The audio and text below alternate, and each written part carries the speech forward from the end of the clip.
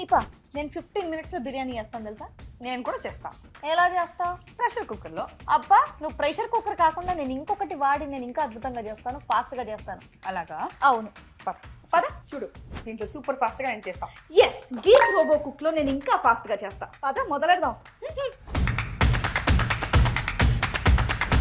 నువ్వు మూత పెడుతున్నావు, నేను మూత తీస్తున్నా. చూసావా, జస్ట్ 15 minutes లో మన గీక్ రోబో కుక్ లో నా వెజ్ బిర్యానీ రెడీ అయిపోయింది. నీది ఇంకా విజిల్ కూడా రాలేదు. మళ్ళీ హెల్తీగా ఉంటుందా?